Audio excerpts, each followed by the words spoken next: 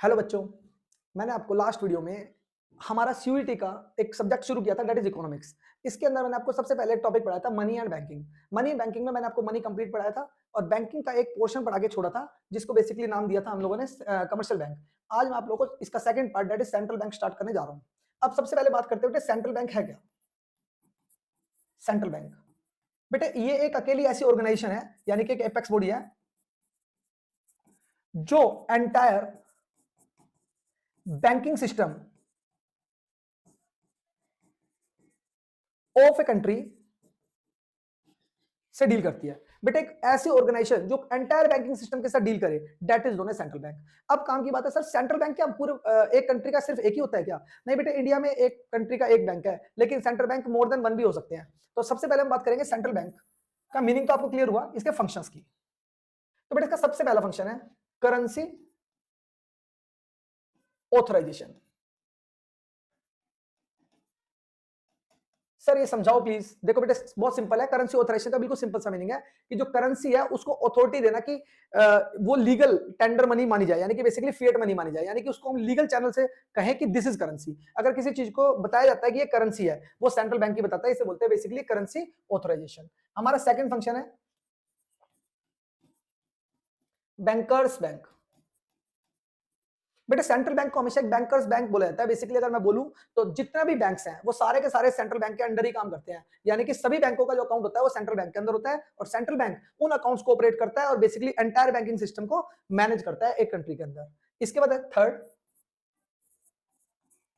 Bank of the government. बेटा government का bank, central bank को एक गवर्नमेंट का बैंक भी बोला जाता है क्योंकि ये गवर्नमेंट के बिहाफ में जितनी भी सेल ऑफ सिक्योरिटीज है या फिर किसी भी प्रकार के जो डायरेक्ट पब्लिक डीलिंग वाली चीजें हैं उसको परफॉर्म करता है। सेंट्रल बैंक जो है बेसिकली वर्क करता है फॉर गवर्नमेंट। ठीक है, कस्टोडियन ऑफ फॉरेन एक्सचेंज। बेटा इंडिया में जितना भी करेंसी इंडिया से बाहर से एंट्री लेता है या जो भी डील होती है इंटरनेशनल करेंसी के अंदर, वो सारी की सारी कस्टडी भी सेंट्रल बैंक के हाथ में होती है, इसलिए इसको हम कस्टोडियन ऑफ फॉरेन बैंक भी बोलते हैं। And last function is credit controller. Sir what is credit controller? बेटे क्रेडिट कंट्रोलर ही एक ऐसा टॉपिक है जिसके लिए आज मुझे आपको टाइम देना है। बेसिकली क्रेडिट कंट्रोलर समझाने के लिए ही मैंने पिछली वीडियो में आपको एक टॉपिक पेंडिंग छोड़ा था, दैट इज क्रेडिट क्रिएशन। तो पहले हम इसको डिस्कस करेंगे, उसके बाद मैं आपको क्रेडिट कंट्रोल का फंक्शन समझाऊंगा। बस इतना ही था इस टॉपिक के अंदर, इससे ज्यादा कुछ भी नहीं है। आप सब ध्यान से देखना।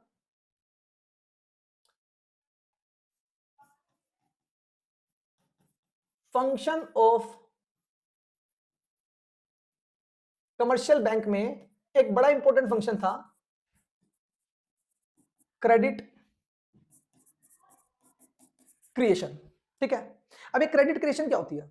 सुनो बेटे, इस क्रेडिट क्रिएशन को समझने के लिए हमारे पास दो अजम्पशन लेनी है। हमारी कुछ अजम्पशंस हैं कुछ ऐसा,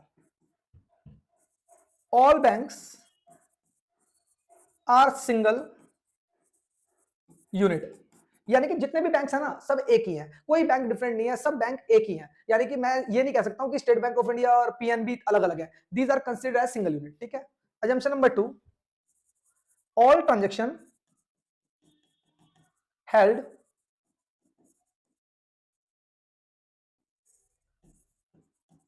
थ्रू बैंक। जितने भी लेन देन है, चाहे वो 1 रुपए का लेन देन हो या 1 लाख रुपए का लेन देन हो, जितने भी लेन देन है सारे के सारे बैंक्स के थ्रू होके निकले हैं। इन दो अजम्पशंस के साथ मैं आप लोगों को पढ़ाऊंगा बेसिकली क्रेडिट क्रिएशन। सर अब क्रेडिट क्रिएशन को आगे समझाओ। देखो बेटे बहुत बेसिक सी टॉपिक है, आप लोगों को ध्यान से देखना है। देखो ये दो अजम्पशन हमें फॉलो करनी है। इसके बाद सुनो, मान लो एक बैंक जो भी उसके पास डिपॉजिट्स आते हैं उसमें उसके दो टुकड़े करता है, 80% और 20%। इस 80% को वो लोन देता है और ये 20% उसे LRR लीगल रिजर्व रेशियो अपने पास मेंटेन करनी पड़ती है। यही प्रोसेस है, ये 20% मैंने अज्यूम किया है। अब 80% लोन देता है और 20% अपने पास LRR मेंटेन करनी पड़ती है। इसी तरह से जितना भी डिपॉजिट आएगा वो सबको क्या करेगा, 80% लोन दे देगा और 20% LRR में मेंटेन कर लेगा। इस तरह से अभी मैं इसका एक एग्जांपल उठाता हूं तो आपको ज्यादा अच्छे से क्लैरिटी आएगी। मान लो पब्लिक ने डिपॉजिट किया ₹1000, इस 1000 में से लोन का अमाउंट निकालेंगे और LRR का अमाउंट निकालेंगे, दैट इज 800, 800 एंड 200। अब इस 800 को किसी और के पास पहुंचा होगा पैसा, ये दोबारा से हमारे पास डिपॉजिट आया होगा बैंक, क्योंकि सारे बैंक एक ही यूनिट है, तो एक बैंक में गया तो दूसरे में उसने एंट्री डलवाई तो 800 फिर से दोबारा आ गया, तो 800 रुपीज फिर से डिपॉजिट हुआ। ये डिपॉजिट्स है, इस डिपॉजिट्स में से 640 तो लोन दे दिया गया और बाकी 160 फिर LRR में ट्रांसफर कर दिया गया। इस तरह से चेन सर्कल चलता रहेगा, मल्टीप्लाई होता रहेगा और धीरे धीरे ये क्रेडिट क्रिएशन करता रहेगा। बैंक इसी तरीके से पैसे कमाता है, क्योंकि जितना भी पैसा लोन में दे रहा है उस पर ये ब्याज खाता है, इंटरेस्ट लेता है। और बाकी एक बात ध्यान रखना, जो फर्स्ट टाइम डिपॉजिट थे इसे हम लोग प्राइमरी डिपॉजिट बोलते हैं,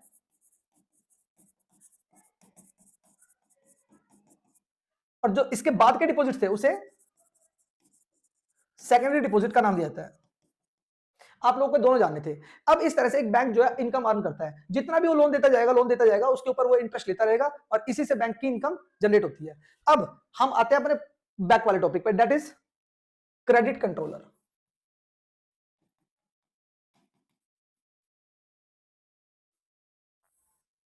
अब credit control is a function of central bank, ये सेंट्रल बैंक का फंक्शन है। बेटे ध्यान से देखो, जितने भी बैंक्स हैं वो सारे क्या करते हैं, क्रेडिट क्रिएशन करते हैं, और इस क्रेडिट क्रिएशन को कंट्रोल करता है central bank. Sir central bank इसे कंट्रोल करने के लिए क्या टूल यूज करता है, बेटे उसे बोलते हैं monetary policy. Sir monetary policy क्या है, बेटे आरबीआई की एक ऐसी पॉलिसी है जो बेसिकली इन्फ्लेशन और डिफ्लेशन की सिचुएशन को कंट्रोल करती है हमारे इंडिया में। इसके बाद ये मॉनेटरी पॉलिसी के कुछ टूल्स हैं। बेसिकली टूल कौन कौन से हैं, इसके दो टूल हैं, क्वांटिटेटिव टूल्स,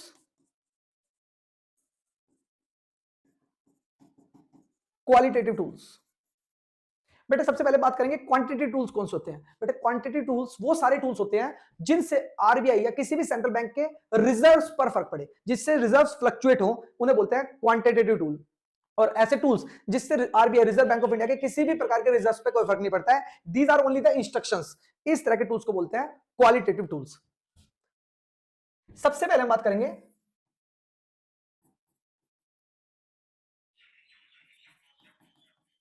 क्वांटिटेटिव टूल्स की। बेटा क्वांटिटेटिव टूल्स के बारे में थोड़ा सा ध्यान से देखेंगे आप लोग। For example CRR, repo rate, bank rate,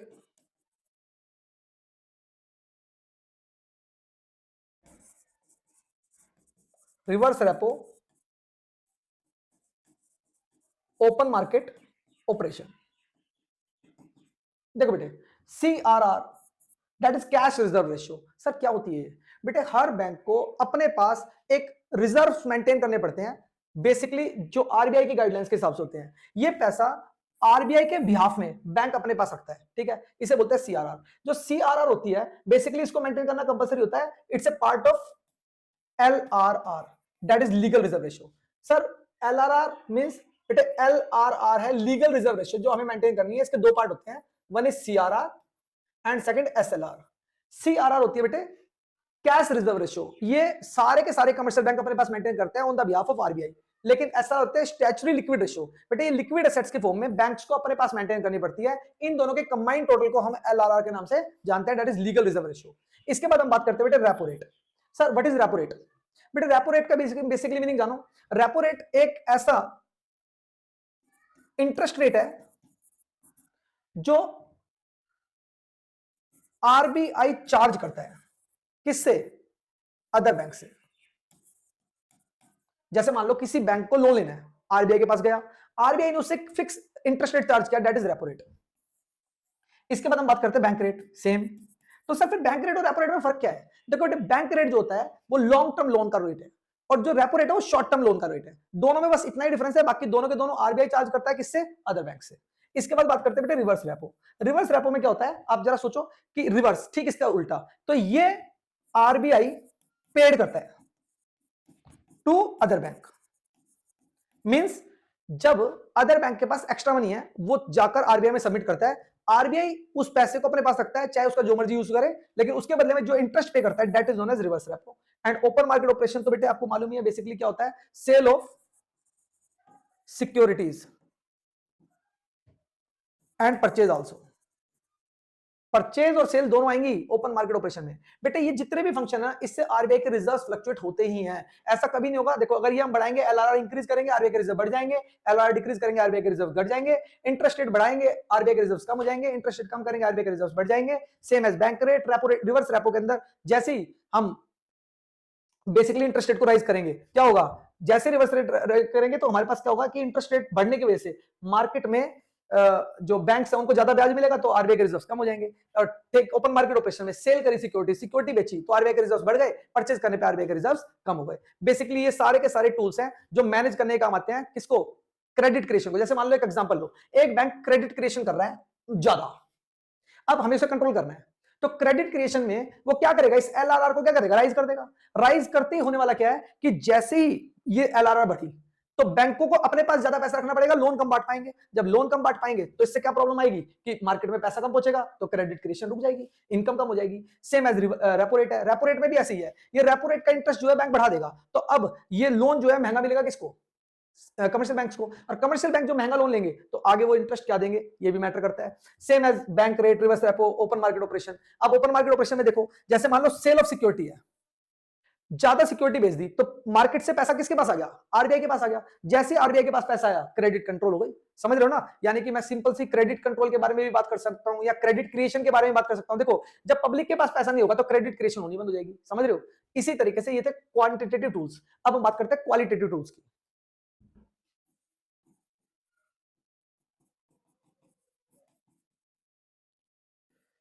बेटे बात करेंगे क्वालिटेटिव टूल्स की। सर ये क्या होते हैं, बेटे गाइडलाइंस हैं। फर्स्ट मोरल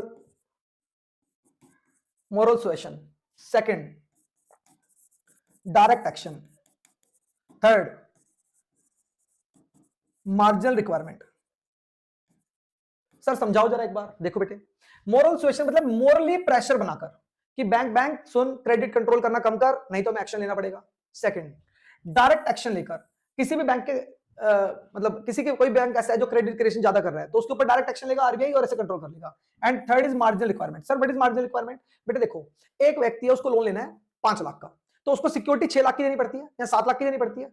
अब मार्जिनल रिक्वायरमेंट है इसी गैप को बोलते हैं। अगर मान लो ये गैप हम बढ़ा दें तो लोग लोन कम लेंगे क्योंकि सिक्योरिटी अमाउंट ज्यादा है और लोन अमाउंट कम है। तो marginal requirement is also helpful to manage the credit creation in market. समझ गए। तो बेटे ये 3 टूल्स हैं जो क्वांटिटेटिव टूल्स है, सॉरी क्वालिटेटिव टूल्स थे और क्वांटिटेटिव टूल्स मैंने आप लोगों से अभी डिस्कस किए थे। अब एक बार क्विकली इस सारे के सारे टॉपिक को हम देखेंगे जो हमारे होगा सीयूईटी के लिए काम का। देखो मैंने आपको सबसे पहले पढ़ाया मनी के हमने पढ़े फंक्शंस,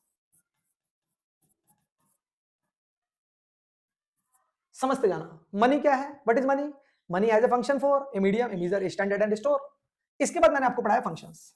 बेटे 2 फंक्शंस थे, primary function, secondary function. Primary function कौन से थे, जो मनी जिनकी वजह से एग्जिस्टेंस में आई, और सेकेंडरी फंक्शन कौन से थे, जिनके आने के बाद मनी ने उन काम को कंप्लीट किया। ठीक है, इसके बाद हम लोग आगे पढ़ेंगे। फंक्शंस के बाद हमने पढ़ा बेसिकली डिमांड ऑफ मनी, फिर पढ़ा सप्लाई ऑफ मनी। सर पहले डिमांड पढ़ते हैं, 3 मोटिव थे, याद है, भूलना नहीं है। आप लोगों को वीडियो देखनी है पीछे वाली, पीछे की वीडियो देखते हैं आपको क्लियर हो जाएगा। देखो ये बिल्कुल नहीं भूलना, डिमांड ऑफ मनी 3 कौन कौन से, ट्रांजैक्शन मोटिव, स्पेकुलेटिव मोटिव और प्रिकॉशनरी मोटिव, 3 मोटिव थे। ठीक है, सप्लाई कौन करता है, बेसिकली 2 लोग, एक central bank of a country and second is, एक सेंट्रल बैंक करता है, सेकंड करता है ministry of finance. Ministry of finance coins and 1 rupees note, central bank basically सारी अदर करेंसीज को। ठीक है, इसके बाद फिर मैंने आप लोगों को M1 पढ़ाया। M1 एक फॉर्मूला था जिसके थ्रू हम लोग मनी सप्लाई को कैलकुलेट कर सकते थे। और हाँ, मनी सप्लाई के बारे में एक बात और थी, क्या, कि ये एक स्टॉक कॉन्सेप्ट था। हाँ ध्यान रखना, आपको भूलना नहीं है, ये एक स्टॉक कॉन्सेप्ट था। तो आप लोगों ने इतनी सारी बातें देखी, इतनी सी बातें आप लोगों ने मनी कंप्लीट किया, फिर हम लोगों ने बैंकिंग शुरू किया। बैंकिंग के 2 पार्ट थे बेटे, first is commercial bank, second is central bank. बेटे कमर्शियल बैंक बेसिकली एक ऐसे ऑर्गेनाइजेशन जो बेसिकली प्रॉफिट मोटिव के लिए काम करता है। 3 काम, accepting deposit, granting loan and making investment. Accepting deposit 3 प्रकार का एक्सेप्टिंग डिपॉजिट था, saving account, current account and last is saving account, current account and last इसके अंदर हम लोगों ने पढ़ा था, देखो एक था सेविंग्स, दूसरा था करंट और तीसरा था टर्म डिपॉजिट। ये भी ध्यान रखना बेटे, भूलना नहीं है, एफडी बोलते हैं इसको, ठीक है। इसके बाद हम लोगों ने पढ़ा सेंट्रल बैंक। सेंट्रल बैंक को पढ़ने में बहुत सिंपल सा हमने तरीका पढ़ा था कि भैया सेंट्रल बैंक जो होता है इसका जो है ये एक एपेक्स ऑर्गेनाइजेशन है जो क्या काम करती है, बेसिकली काम क्या करती है, ये काम करती है कंट्रोल करती है, रेगुलेट करती है, ऑपरेट करती है एंटायर बैंकिंग सिस्टम को। याद रखना है, आपको भूलना नहीं है, एंटायर बैंकिंग सिस्टम को कंट्रोल, रेगुलेट और ऑपरेट करती है। इसके बाद मैंने सेंट्रल बैंक के फंक्शंस पढ़ाए। सर कमर्शियल बैंक के 3 फंक्शन, हाँ, पहला एक्सेप्टिंग डिपॉजिट, ग्रांटिंग लोन और मेकिंग इन्वेस्टमेंट। इसके फंक्शंस प्राइमरी भी है, इसके प्राइमरी कौन कौन से हैं, एक्सेप्टिंग डिपॉजिट और ग्रांटिंग लोन। और इसके फंक्शंस अभी भी आपने पढ़े, custodian foreign exchange, banker bank, lender of last resort, ये मैंने आपको पढ़ाया नहीं था लेकिन फिर भी एक फंक्शन है, ये अंतिम ऋण आता है, आखिरी बार अगर किसी को लोन लाना हो तो वो सिर्फ सेंट्रल बैंक प्रोवाइड करेगा, उसके बाद उससे लोन नहीं मिल पाएगा, ठीक है।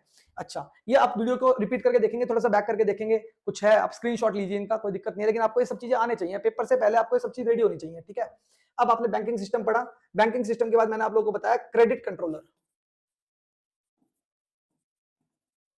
ये भी एक फंक्शन था किसका, सेंट्रल बैंक का। बेटा सेंट्रल बैंक के इस फंक्शन के लिए सबसे काम की बात थी, याद करो, मैं आप लोगों को याद दिलाता हूं, ये क्रेडिट कंट्रोलर के लिए दो प्रकार, एक टूल यूज करता है that is monetary policy. Monetary policy के दो पार्ट होते हैं, हमारा फर्स्ट पार्ट था क्वांटिटेटिव टूल्स और सेकंड था क्वालिटेटिव टूल्स। बेटे उम्मीद करता हूं आपको ये बेसिक के सारे टॉपिक्स कवर हुए होंगे। आप लोगों को वीडियोस देखने में मतलब बेसिकली एक रिवीजन वीडियो है, आप लोग 11th और 12th को पढ़ चुके हैं, 12th का पेपर देके बैठे हुए हैं, तो आपको बेसिकली सब चीजें आती हैं। मैं आप लोगों को ये एक रिवीजन पर्पस से करा रहा हूं। इसके बाद आप लोग किसी भी एक बुक को परचेज कीजिए, उसके एमसीक्यूज को कीजिए, आपके एमसीक्यूज में प्रॉब्लम आती है आप डिस्कस कीजिए। आप अच्छा, मैं आपसे व्हाट्सएप नंबर भी शेयर करता हूं, दैट इज 9818322877